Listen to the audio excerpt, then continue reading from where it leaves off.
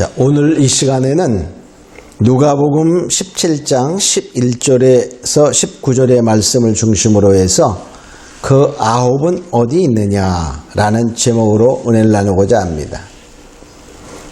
자, 예수님 당시에 예수님께서 예루살렘으로 이제 올라가실 때에 사마리아와 갈릴리 사이에 어느 촌에 머무셨다, 그렇게 말하고 있어요.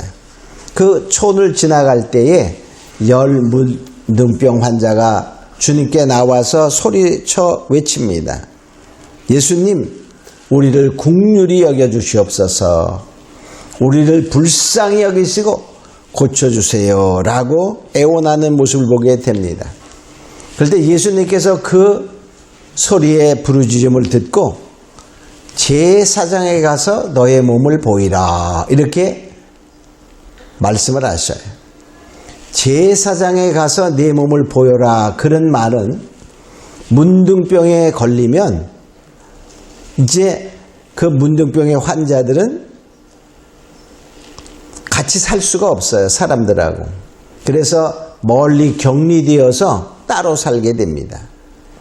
그러다가 이제 나았다라고 생각이 되면 제사장에 가서 그 몸을 보이는 거예요. 그럼 제사장이 진단하고 나았다 안 나았다 이렇게 판단을 내려줍니다. 지금은 의사가 판단해야 되겠죠. 그러나 그 당시에는 제사장이 무슨 병이다 이런 진단과 모든 것을 다 제사장이 판결을 합니다. 그럼 제사장이 배우지 않았는데 어떻게 하냐, 이렇게 따질 수도 있지만은 의사냐 이렇게 근데 그때 하나님께서 제사장에게 그런 지혜를 다 주시는 거예요. 그래서 제사장이 판결을 합니다. 그러니까 예수님께서 너희들이 가서 제사장에게 보여라 하는 그 말씀은 뭐 했다는 뜻이요? 가봐. 그 말은 뭐예요? 너의 소원이 뭐니? 낫고자 하는 거잖아요. 그러니까 제사장에 가서 보이면 난 거야, 이렇게 말하는 거예요.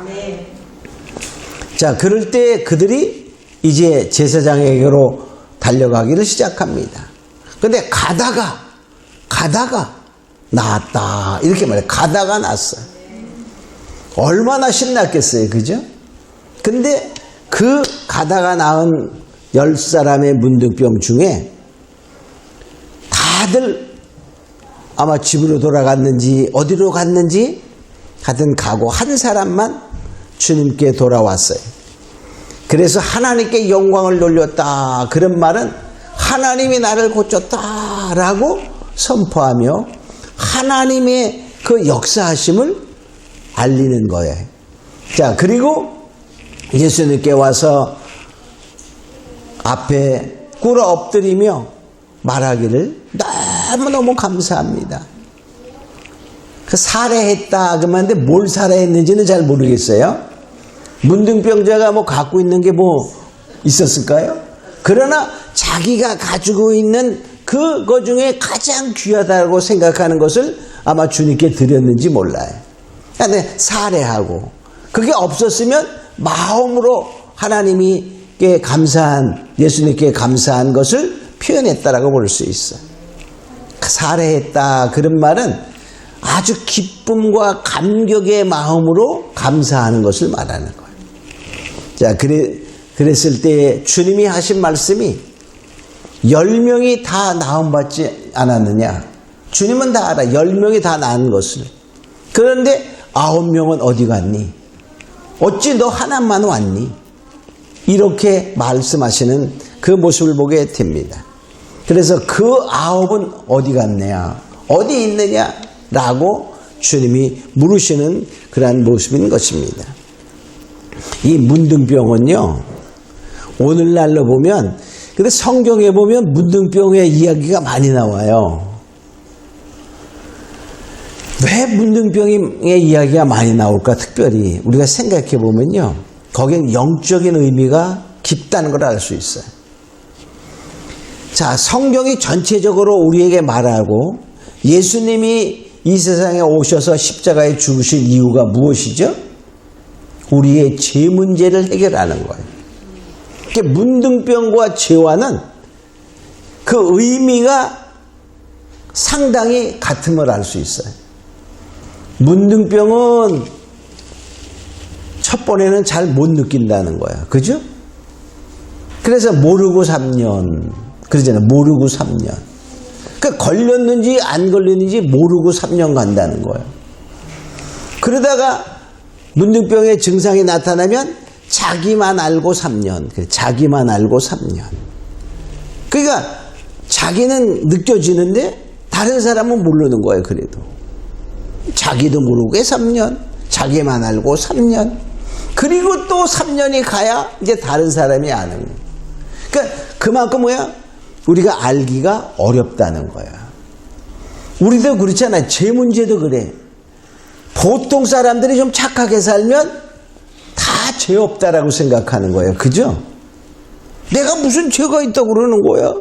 이런 경우가 많아요.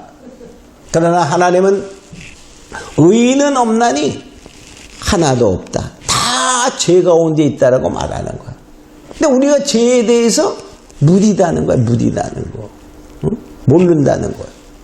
그래서 문둥병은 나중에 문둥병이 심해지면 손가락 하나 뚝 떨어져 나가도 아무 감각도 없어. 다리 하나 잘라져 나가도 감각이 없어. 무감각이 되는 거야. 죄도 어떻습니까? 자꾸 짓다 보면 어때? 나중에 첫 번에는 좀 떨리기도 하지만 그 다음에는 어땠죠? 살인 많이 한 사람도 보면은 지금도 우리는 엄청난 사람들이 죽기도 하고 살인하기도 막 그러는데 옛날에는 사람 한 사람만 죽이면 엄청난 큰 아주 뉴스거리였어요. 지금은 어떻죠? 별 뉴스거리도 안 돼. 몇 죽여도 뭐 그냥 그런가 보다 그래. 그리고 그 죄를 짓는 사람들도 별로 그렇게 죄의식을 느끼지 않습니다. 바로 마찬가지로 그 무감각이 어디는 거야? 무감각이. 근데 그리고 결과적으로 어때? 문둥병이 심해지고 심해지면 팔 떨어져, 다리 떨어져, 코 문드러져. 막 다 문드러지잖아요. 그죠? 다 빠져. 눈썹도 다 빠집니다. 그리고 결과적으로 죽어가는. 마찬가지로 죄도 무엇입니까? 우리가 점점 지어지면 무감각해지고 무뎌지고 결과적으로 영의 죽음을 가는 거예요. 결과적으로 이 문둥병이 성경에 많이 나온 이유 중에 하나는 그 죄와 같은 유사한 부분이 영적으로 의미가 있어서 그렇다 이렇게 볼 수 있어요. 자, 그럼 우리가 여기에서 10 문둥병자와 돌아온 한 문둥병자를 비교해 가면서 우리가 정말 다시 한번 우린 죄에 대해서 생각해 보고 나는 어떠한 위치에 있나를 생각해 보아야 됩니다. 우선 10 문둥병자의 공통점을 우리가 살펴보도록 합니다. 자, 10 문둥병자가 예수님께 다가왔어요. 다. 자, 예수님이 한 촌을 지나갈 때에 그랬어. 그러니까 한 촌을 지나갈 때에 그 말은 그 촌은 그냥 사람들이 사는 촌, 문둥이 촌이었다, 문둥이 집단이 사는 곳이다라는 표현이 없는 걸 보면 아마 그냥 사람들이 사는 곳이었다라고 볼 수 있어요. 근데 문둥이가 사는 곳과 어떻게 비교적 가까운 곳이다라고도 볼 수 있어요. 자, 그런데 그 중에 10명이 열심히 주님께 다가왔어요. 그 격리된 상태에서 다가온다는 그 사실 자체가 그렇게 쉬운 것도 아니었어요. 근데 문둥병자는 사람들 가까이 오면 안 됩니다. 그래서 레위기에 보면은 사람들이 지나가게 되면 멀리 섰어요. 이렇게. 그러니까 소리 질러. 난 문둥병자야. 이렇게 말하는 게 아니라 부정하다 하며 입술을 손으로 가려야 되는 그런 규칙이 있습니다. 그래서 멀리 섰어요. 그러니까 얼마큼 멀리 섰는지 모르지만은 뭐 50m, 60m 섰다면 멀리 서서 외쳤어요. 얼마나 소리를 크게 질렀을까? 혹시 못 들으면 어떠나 해가지고 소리 질러 말합니다. 예수 선생님이요, 우리를 불쌍히 여겨달라고 간구했다라고 말해. 간구. 그러니까 그들은 뭐냐? 주님께 부르짖는 믿음이 있었어요. 믿음이 있었어. 자, 예수님의 소문을 들었을 거예요. 그리고 뭡니까? 예수님을 만나서 예수님이 우리를 긍휼히 여기신다면 고침받을 수 있다라고 소리질러 부르짖는 모습을 보게 됩니다. 그들은 결과적으로 뭡니까? 오늘날에 말하면 문제가 생기면 하나님께 나와 기도하는 그러한 믿음이 있었다는 거야. 믿음이 있었다. 이렇게 볼 수 있어요. 자, 두 번째는 주님이 말씀하셨어요. 주님이 멀리 섰을 거 아니에요. 그죠? 제사장에 가서 너희 몸을 보여라 라고 말했습니다. 근데 본래 이들은 뭡니까? 그 돌아온 사람은 사마리안이었다. 그러면 다른 사람은 무슨 사람이라는 거야? 아마도 9명이 거의 다 유대인이었다라고 볼 수 있어요. 근데 자, 그들이 뭐냐? 뭘 알았죠? 율법을 아는 사람들이에요, 유대인들. 근데 율법에 보면 뭐야? 나았다라고 생각했을 때 나음을 보고 제사장에게 가서 몸을 보여주는 거거든요. 근데 그들은 뭡니까? 예수님이 너희를 낫게 하겠다 이렇게 말도 안 했어요. 지금 나은 것도 아니야. 그런데 뭡니까? 그 말씀을 따라 갔어요. 그 말은 그들에게 뭡니까? 주님의 말씀이 역사한다는 그 믿음이 있었어. 아멘. 그래서 순종했어. 순종하고 갔어. 그러니까 그들이 주님께 나와 간구했습니다. 그리고 그 말씀을 믿었어요. 그렇기 때문에 그들은 제사장에게 달려갈 수 있어요. 그러니까 가다가 나았다 그런 말. 그러니까 그들은 뭐냐? 믿고 순종하는 믿음이 있었다는 것입니다. 그러니까 순종이라는 말은 믿음을 행동화하는 거예요. 행동해야 돼. 실천하는 거예요. 자, 그러니까 결과적으로 가다가 나았어요. 야, 응? 그러니까 순종의 믿음은 역사함이 있는 거예요. 역사함이 있어. 아멘. 자, 우리 다 순종의 믿음으로 역사함을 받는 자 되기를 예수님으로 축원합니다. 그러니까 결과적으로 보니까 순종이 그만큼 중요하다는 거예요. 그러니까 사무엘상 15장 22절에도 보면 순종이 제사보다 낫다 그랬어요. 순종이 제사보다, 수양의 기름보다 낫다라고 말했어요. 그러니까 우리는 뭐냐? 하나님의 말씀이 오면 순종해라 하는 것이 얼마큼 중요한 걸 알 수 있습니다. 자, 그런데 이제 또 다른 점이 있잖아요. 자, 그러면 그 10명의 모든 자들은 다 하나님께 나와 기도하는 믿음이 있었고 또 순종하는 믿음이 있었다. 이게 공통점입니다. 자, 그럼 크게 두 번째로 다른 점은 뭘까? 그 한 문둥병자의 다른 점은 뭐냐? 그 문둥병자는 나무를 딱 보고 즉시 하나님께 영광을 돌리며 그랬대. 하나님께 영광을 돌려 이렇게 말합니다. 영광을 돌리며 돌아와 그랬거든요. 그러니까 하나님께 영광을 돌리는 믿음을 가졌어요. 그게 다른 점입니다. 자, 아마 다른 9명은 어디 갔을까요? 어디 갔는지 모르지만은 먼저 딱 나으니까 생각난 것이 예수님보다는 누가 생각났을까? 자기 아내가 생각났는지 남편이 생각났는지 가족이 생각났는지 하여튼 간에 자기의 어떠한 육신적인 어떠한 것이 생각이 나서 바로 주님을 잊어버렸다라고도 볼 수 있어요. 안 잊어버렸다 할지라도 우선순위가 저 뒤에 갔어요. 뒤에 갔어. 우선순위가 그들의 우선순위는 현실적인 삶에 자기의 가족, 자기의 어떠한 뭐 사업, 뭐 이런 거 사업하는 사람이 되면 그 사업이 어떻게 됐나 하고 아마 회사로 갔는지도 몰라요. 자, 그래서 우리는 이런 거를 보면서 하나님을 먼저 정말 고침받고 그 하나님의 역사함을 봤을 때 첫 번째 그는 예수님을 생각했다는 것입니다. 그래서 돌아와 그랬어요. 그러니까 다른 사람들은요, 결과적으로 뭐냐, 그 모습을 보면 자기의 어떤 욕심을 쫓아, 이익을 쫓아, 만족을 쫓아, 이렇게 정말 쫓아간 모습을 보게 됩니다. 그러나 그들은 이 육을 쫓아갔다면 한 사람 사마리아인은 하나님 영을 쫓아갔다라는 것입니다. 자, 우리가 성도라면, 진짜 성도라면, 참 성도라면 우선순위가 하나님께 영광을 돌려야 돼. 고린도 전서 10장 31절에도 보면 너희가 먹든지 마시든지 무엇을 하든지 다 하나님의 영광을 위하여 하라. 그러니까 우리가 뭐냐, 모든 일에 우선순위가 하나님께 영광을 돌려라, 이렇게 말하고 있어요.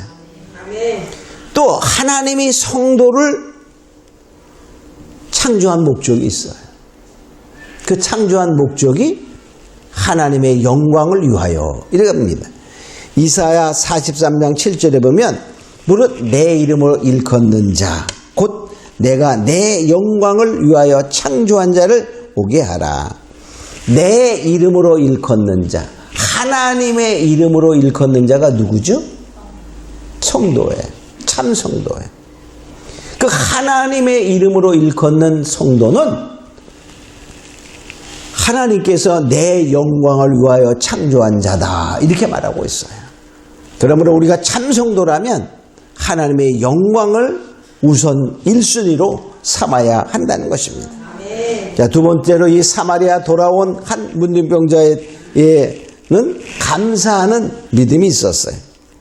여기 보니까 발 앞에 엎드려 살해하니, 그 발 앞 엎드려서 그만큼 겸손하게 감사함을 표현하며, 정말 살해한다는 말 아까도 얘기했지만 정말 환희와 기쁨과 감격의 마음으로 우리가 감사하는 그러한 것을 말하는 거예요. 자, 우리가 이러한 것을 볼 때 정말 이 사마리아 그 사람은 유대인이 아니었지만 성도 중에 성도다, 이렇게 볼 수 있어요. 자, 그럴 때 주님께서 아홉은 어디 갔느냐, 아홉은 어디 있느냐, 이렇게 말합니다. 이것은 결과적으로 은혜를 받았어요. 좀 하나님의 역사함을 보았어요. 그러나 다 감사하지 못한다는 거예요. 자, 하나님의 은혜를 받고 감사하는 사람이 있고 감사를 하지 않고 잊어버리는 사람들이 있어요. 결과적으로 뭐냐, 하나님의 역사함을 보고 하나님을 영화롭게도 아니하고 감사치도 아니하는 사람은 나중에 결과적으로 불신앙으로 떨어지게 됩니다. 그러니까 불신앙으로 떨어진다는 믿음을 잊어버리는 자가 되는 거예요. 로마서 1장 21절에 보면 이렇게 말해요. 하나님을 알되 하나님을 영화롭게도 아니하며 감사하지도 아니하고 오히려 그 생각이 허망하여지며 미련한 마음에 어두워졌나니. 하나님을 알되 하나님을 만나기도 했어요. 하나님의 역사함을 보기도 했어요. 그러나 하나님께 영광을 돌리지도 아니하고 감사치도 아니하는 그런 자들은 결과적으로 생각이 바뀐다는 거예요. 그리고 마음이 어두워져서 결과적으로 뭡니까? 믿음에서 떨어지게 된다는 것입니다. 그러니까 결과적으로 세 번째로 그 결과를 보면 바로 이 사마리아 돌아온 문둥병자에게 한 얘기는 이제 문둥병자가 아니에요. 다 났어요. 그렇죠? 네 믿음이 너를 구원하였다. 이렇게 예수님의 선포가 있게 됩니다. 자, 네 믿음이 너를 구원하였느니라. 이런 선포는 뭡니까? 나았다. 그런 말이 그게 아니에요. 나은 걸 보고 나았다라고 말하지 않아요. 그 말은 내 영혼이 구원받아 영생의 축복이 너에게 임했다. 이렇게 말하는 것입니다. 자, 우리는 이 영생만큼 하나님께 받은 선물 중에 큰 것이 없어요. 다른 선물도 많아. 그죠? 근데 이 영생은 선물 중에 가장 큰 선물이 영적인 구원의 선물입니다. 아멘. 천하를 얻고도 내 생명을 잃으면 아무 소용이 없는 것처럼. 그렇죠?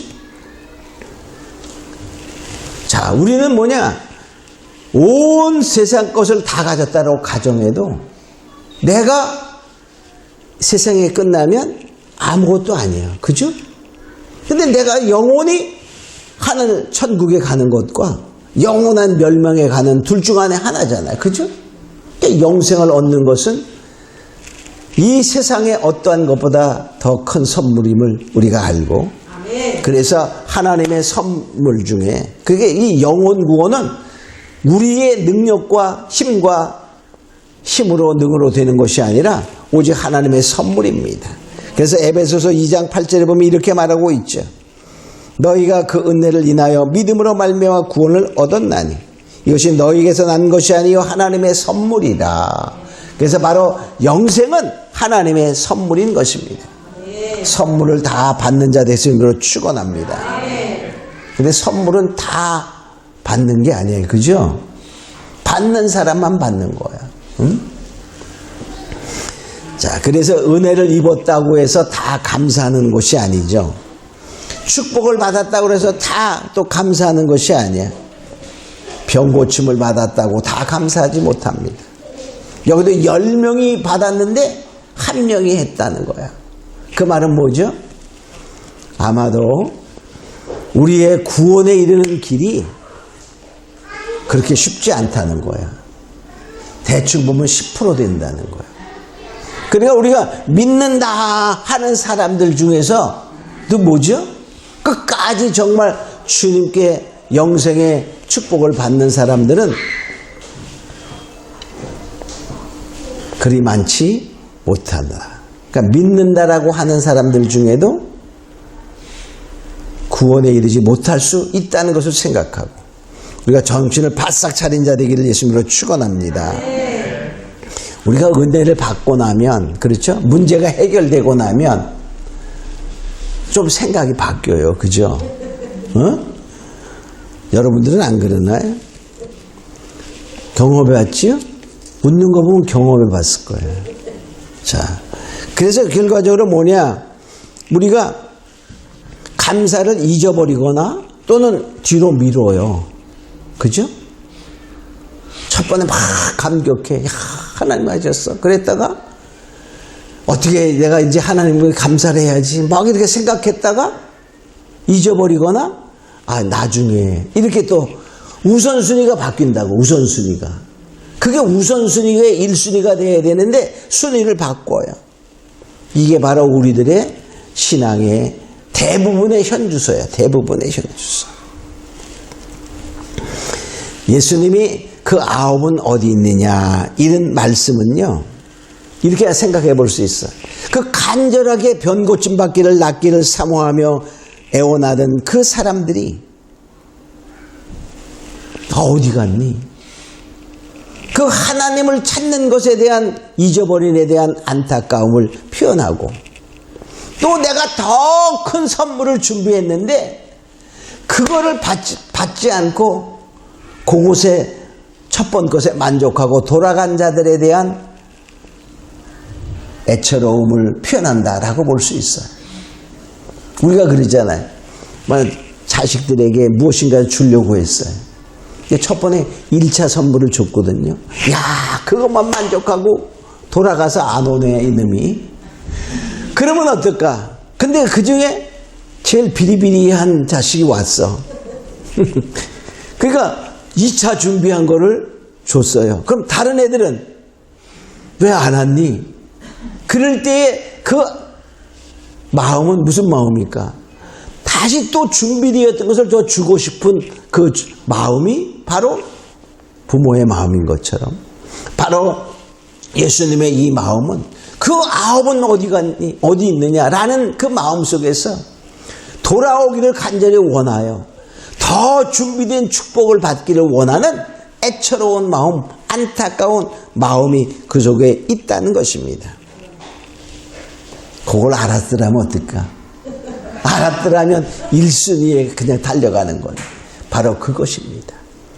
우리가 바로 그것을 알아야 돼. 그래서 뭐냐? 감사는 미루는 것이 아닙니다.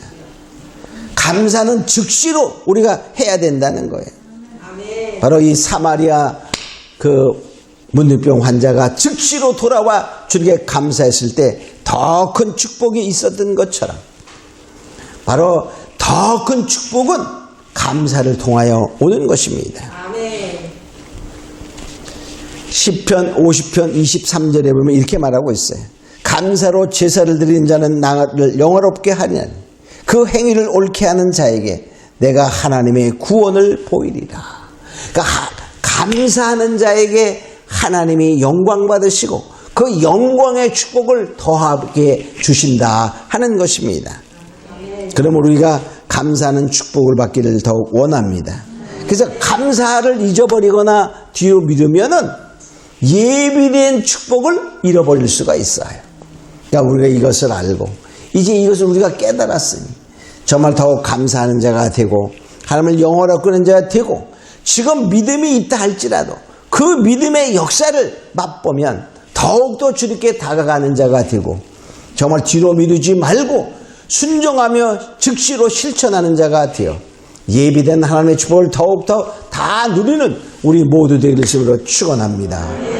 이제 내 아홉은 어디 갔느냐라고 지금 우리에게 주님이 묻고 있는 거야. 우리가 바로 그런 자야. 이것을 알고 이제 우리가 더욱더 주님께 다가가는 자가 되고 주님께 정말로 감격하며 살아가는 자가 되어 더욱더 주님의 은혜 가운데 주님이 예비된 모든 축복을 다 누리는 우리 모두를 있음으로 축원합니다. 우리 다 기도하면서 지금까지 정말 하나님의 은혜를 받고 때로는 잊어버리고 뒤로 미룬 때가 너무나 많았습니다. 이제 정말 주님께 더 가까이 다가가서 정말 돌아온 사마리아인처럼 정말 주님께 감사하는 자가 되기를 원합니다. 라고 기도하도록 하겠습니다. 다 같이 기도합니다.